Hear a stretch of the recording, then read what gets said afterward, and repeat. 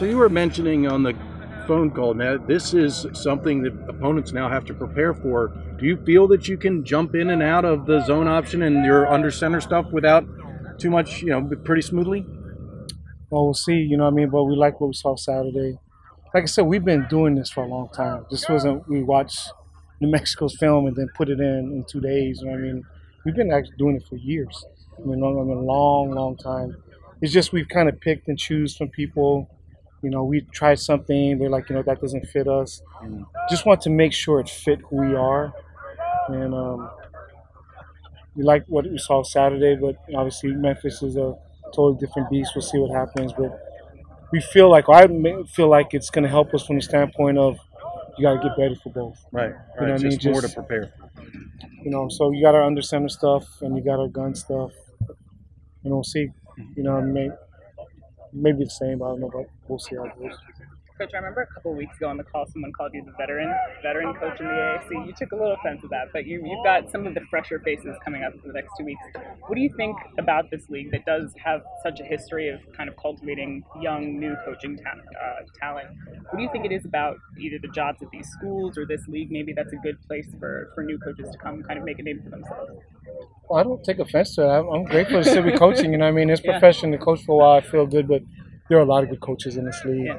But you see the guys that have come from this league and have gone on to other big-time schools. It's a testament from, Justin Fuente, he went to Virginia Tech, Matt Rules at Baylor, Tom Herman, he went to Texas, Willie Taggart's at Oregon. And there's a lot of really good young coaches now, Mike Norvell being one of them. You know what I mean? So it's a really good league. Shows that our conference ADs are smart. They're hiring, up-and-coming coaches, and they're really good coaches in this league. Do you think that, do you see that as a positive or a negative, that so many of those guys then kind of move on to other leagues, or is it good for the reputation of the American? I think it's good for the reputation, but it also lets you know that those guys making those decisions know what they're doing. That there's some good ADs that have scoped out and scouted out who they think are the up-and-rising coaches, and so obviously they know what they're doing. I kind of like myself. I like when coaches change because it's a whole new group comes in. But you get to break them in. Yeah, so we're just new. You know what I mean? Just so they come in new.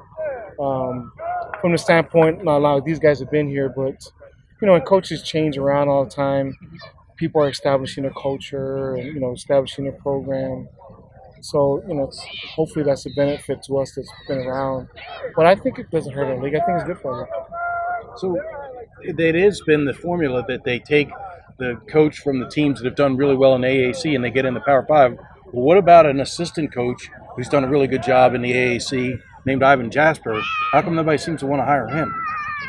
You're trying to get rid of my coach? No, I'm not, but I just think he's deserved to be a head coach. Oh, no doubt. And Ivan's had some opportunities, and it just wasn't right for him. You know what I mean? Because there are some guys that are looking just to climb, but Ivan's a smart man. He's a family man. And like I said, some guys jump to other schools. He's had opportunities to go take some other Division I jobs, but I feel like this is the best place for him and his family. But his time will come. His time will come. And like I said, he's had opportunities, but it just felt like it wasn't right for him. Right. Hey, you had mentioned about Malcolm. You guys got to be careful with how much you use him. But then I looked at he actually only touched the ball 6 times in offense. I know he returned kicks. Some fans would like to see him get the ball like 14, 15 times. What is your thought on Malcolm? He is a dangerous weapon. Do you think you got to get him more touches or no? Yeah, we're trying to get him more touches. I'm just talking about the totality of it. Fans just see the guy carrying the ball. Right. They don't see him block. They don't see all that stuff. How many actual plays. Yeah, you know what I mean? So what he carried the ball and how many actually time he's out there, fans have no clue. Right. So I'm not going to listen to fans. Right. Because they have You no don't clue. read the fans' emails? No, they have, just you probably get the same ones I do. I'm grateful they come to the game, but I'm definitely not listening to them. Right. You'd be out of a job quick. Real quick. But he is a weapon. He showed that when he touches the ball, he's a threat at any time. So, we're trying to give him the ball with screens in different places. My point is, he's also a kick returner, a punt returner, and doing different things. You just got to be careful. It's a long season. Right. But he's definitely, obviously a weapon. Coach, Memphis has had a really strong season so far this year, and they obviously have a big upset over UCLA. When a team has pulled off something like that, are you extra aware of that at all, especially now that you're ranked and maybe have a little bit more of a target on your back? I think from the standpoint of seeing them last year that they're a really good team. Coach Norvell is a really good coach, so we know what we're up against. So that raises your antenna to begin with because you know they're a good program. And then to see how they've even progressed from last year, it's really impressive because, you know, they're a good team with Coach Fuente, but then you got a new coach, so you never know how people or players are going to take to that coach. And he did an awesome job of getting them to buy in year one to their culture, and it's even progressed even more. So that's very alarming for us that's going to play them. And UCLA, like you said, UCLA is a team that's, you know, a really good football team, and to beat them, you know, shows you the caliber of football program that they are. Going into the top 25, it's an honor, obviously, and it's great for the program, recruiting, et cetera, to be ranked. How do you address that with the kids? I mean, they walk around, hey, we're top 25. Do you bring it up at all? You know, you got to be careful. I mean, you talk about that. I mean, you got to be careful coming from a rivalry game, and you know, you letting the euphoria of the game still linger, the hangover from the game still linger. And if we do that, we're going to get killed by these guys because this is a really, really good football team. Like you said, we've been ranked. So if guys walk around with their chest up and their head up, like, you know, like we're somebody, we're still the Naval Academy. We still got to play hard. We still got to play discipline. And if we play any other way or get any kind of arrogance or cockiness, we'll go straight down the tubes. Special teams questions. I mean, Bennett, very positive that he made the 2 field goals, and at the end when you needed points on the board, you showed faith in him, and he boomed it in for you. But any explanation for the kickoffs out of bounds? We just didn't adjust well to the wind. Oh, you know, just a bad wind down there. Okay, yeah, we didn't adjust well to the wind, and we were trying to adjust up, but we just didn't do a very good job overall. I mean, myself just trying to make sure that, you know, we could communicate going towards the locker room that there was a heavy wind, and we just did a bad job communicating. What did you think about Owen's punt? Long punt. Yeah, he did some good things, and, you know, just we got to work everywhere. You know what I mean? It's easy to pick out those guys because you see what they do, but there's our right guards, our left tackle, our defensive end. Everybody has to get it right. I have to get better. It's just, you know, we just all try to improve. At this point, does it look like Eric Harris is not rejoining the program? Yeah, it doesn't look like he's coming. Okay. Well, just doing a little thing on Malcolm. Coach had mentioned after the game that we got to be careful and not overuse him. But then I looked, and he actually only had 6 touches. So I got fans sending me, well, we got to get Perry the ball more. Why can't he catch the ball 15 times a game? What is as the coach of the slotbacks, what's your take? I mean, he is a dangerous weapon. You don't want to not use him. But I think even, you know, obviously we want to use him and we want to give him the ball, but the defense knows that too. You know, and the more you have guys that you get the ball to, they can adjust their defense accordingly and all that. We've never been good here when that's been the case. When guys get their touches in the flow of the game, I think obviously it'll work out better. You know, because every time Malcolm's on this side, they throw this route, or every time he's in the backfield, they do this, or every time Bonner and him are in the game together, this happens. I mean, you can't, you know, you get in those situations. Those guys watch film. They you know, everybody we play is well coached, and that's what they do. They stay in the office all night and try to find tendencies, and you know, the less tendencies you can give them, obviously, the better you will be as an offense. With the set that you all ran this past week with the zone option, it brought a slot back into the backfield. You elected to make that Malcolm. Any reason why that was the case? Oh, he's just good. He's good with the ball. You know, he's a good inside runner. He's a good outside runner. So it was a good fit. You know, we're not the biggest guys in the world, so some guys really don't fit the inside zone scheme and doing all that. Daryl's probably not a good guy. He's okay. He could do it, but it's just, you know, he's better getting the pitch on the perimeter as well too. So, you know, you kind of mix and match. I wish we had, you know, 20 of them where, you know, could do it. But in the flow of the game, you just kind of see who has a high hand, put guys where you think they can help and where they can help and why did you choose to put Malcolm back on kickoffs? Because we're sitting here talking about, you know, trying not to overuse him. I mean, do you feel like at this point with Trey out and Daryl just coming back from an injury, he really was just the best option? Right, he's the best option. He's the best returner we have. You know, if we had somebody else, we'd put them back there, but he gives us the best chance back there catching the ball. We've made some mistakes back there catching the ball this year, so we got to shore that up, and I think he gives us the best chance to do that. All right. Last but not least, what makes him so dangerous? I mean, he obviously has that elusiveness. I mean, it's hard to define, but is able to make cuts at full speed, and he's just very smooth, and it's just amazing how many guys he makes miss. Yeah, no doubt. And that's nothing, that we do at practice or anything like that. That's God given. That's him. I think the most underrated thing about him and about Bonner and about those guys back there is just their competitiveness. Mm-hmm. He's a competitive dude. He loves to play. Obviously it's his first year really playing. You don't know how they'll be under pressure. You don't know how to be in big time situations. And he's got a good look on his face on the sideline. He wants the ball. He's in. He's a tough runner and just competitive. And some people got it, some people don't. And when you find a guy like that, you're lucky to have him. And then you add on the other stuff, the fact that he's good with the ball in his hand and all that. It's pretty fun to coach.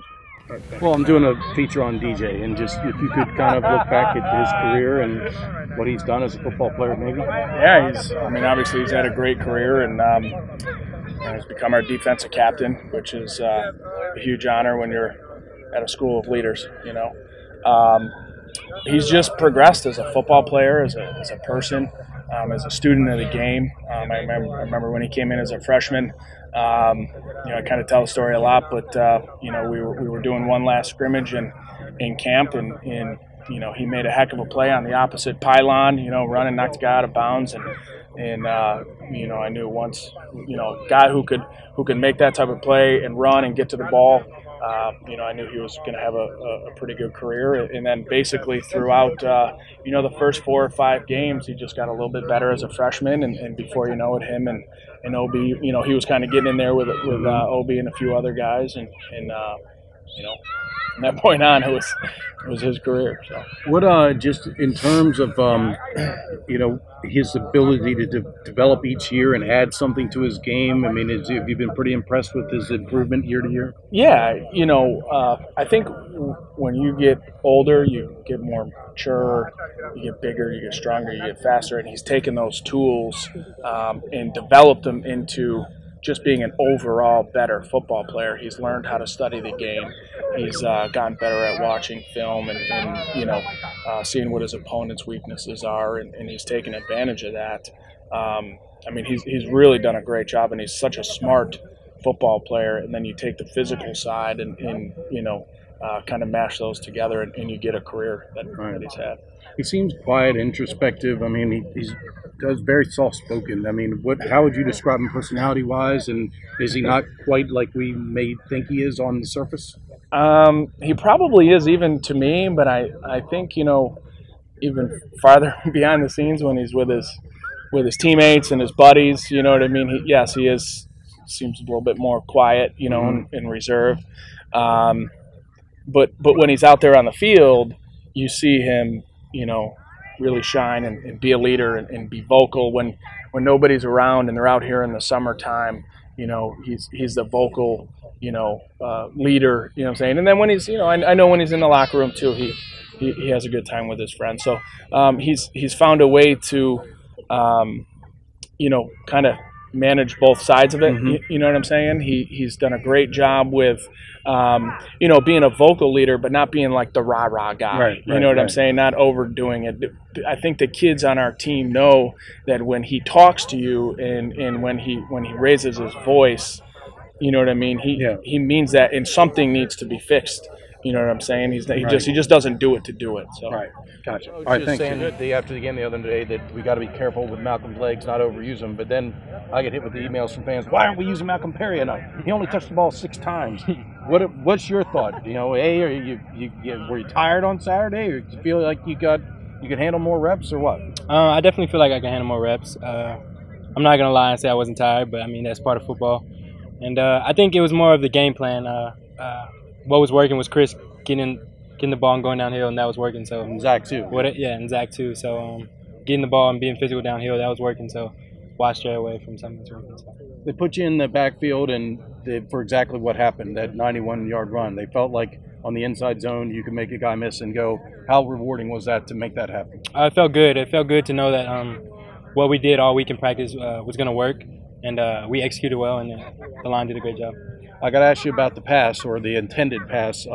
We thought Zach was open, could have been touchdown. Why did you hold up? You hold it down. I'm a short guy, so couldn't see him. I'm running out and I'm looking over, and all I see is big linemen and big Air Force guy, so I put it down. I didn't want to make a mistake and have Coach Niumatalolo on me on the sideline. So would you like another shot at that? Definitely.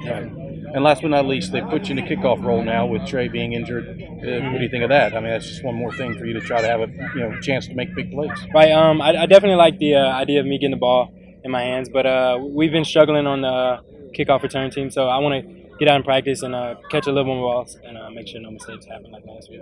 All right, thanks. Well, let's go back to the beginning. What led you to the Naval Academy? To be honest, it's the first school that loved me. I came to my home, visited my family, and then so I went to LaSalle High School, and they preached brotherhood. It's an all-boys school called Christian Brothers. Yep. And when I came up here, like all the meetings and stuff to talk about the brotherhood, this, that, and I was like, okay, I hear this all the time. But then when we went out with the players and seeing how close they were, and they actually believed it and bought into it, and that's I want to be a part of that. So a lot of what you kind of had learned in high school translated to here is what you're saying. Yeah, it really did. And, I think that's why I bought in pretty quick, because it's a continuation, but it's a smaller, closer knit brotherhood. Because even my high school friends, we talk all the time, going through messages, we kid over each other. That's what mainly brought me here. So can you talk about your development, obviously from plebe year till now? I mean, is it almost hard to remember DJ Palmore as a plebe? Do you remember that guy? I remember. I think football is very developmental, and a lot of young guys don't get that. I didn't get it as a freshman. I thought I could definitely play now, or sophomore year, why am I not the guy? But when you don't focus on yourself as much, you focus on helping other people around you get better, you start to find little chinks in your own game, and that's really what's been for me. That's why my junior year, I came out, had a really good year, because I was working with Ted Colburn all summer, and we didn't know who was going to be the starter. We were pretending we were each other's coach. So every day out here, we were working out after workouts, after run, and that's really how I developed better as a player and as a teammate, to be honest. Did you ever imagine you'd be the captain of this team? I mean, what an honor, and coming from Memphis and here 4 years later, you're the captain of the Navy football team. What's it mean to you? It's a huge honor, just because, because it's a team vote, so my teammates voted for me, and being with them for the last 3 years, and just remembering all the things we've been through, all the good, all the bad, it's just an honor that they elected me as that. And my plebe year, when I was a plebe, Parrish Gaines, I don't even remember Parrish. He lived across the hall from me, so he was my role model. I see him every morning, every day. He's another Tennessee guy. Yeah, another Tennessee guy. So he was a role model for me. So it wasn't really a goal to be team captain, but I kind of tried to model myself after him. Right. And that's what got me. What do you think about, you're kind of almost become a defensive end this year, and Coach Pearson and I were talking about this, and he's basically saying, DJ's strength is rushing the passer. Why drop him in coverage when this is what he does well? We can drop someone else. What do you think of this role that you've had this year, where you're kind of able to pin your ears back and go get the quarterback? I don't have to think as much, so it's fun. Really, I enjoy winning. So whatever's gonna help us win is what I'm into. That's the best part. Celebrating after the game. I could have a great game and we lose, and it wouldn't be that fun. It wouldn't be fun at all, actually. But Coach Pearson was mentioning he's not surprised that you have so many fumble recoveries because you're always around the football. He said that it seems as though you've really bought into that Navy mantra of run to the football. And you really do kind of embody that, don't you? You just never know what's gonna happen. I don't know what game it was a few weeks ago. Someone fumbled it on the 20, and they kicked it all the way back to the end zone. Stuff like that. It doesn't really ever happen to us, but just if it did, it'd be nice for one of those plays to go our way. So.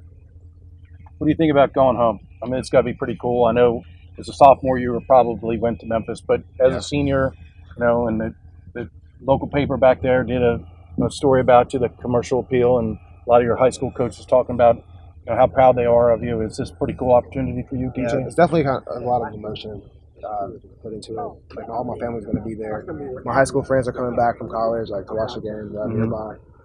We just had a friend pass a few days ago, so a lot of guys are meeting up. One of your high school buddies? Yeah, yeah. So a lot of guys are meeting up and get together to do a celebration of life for him.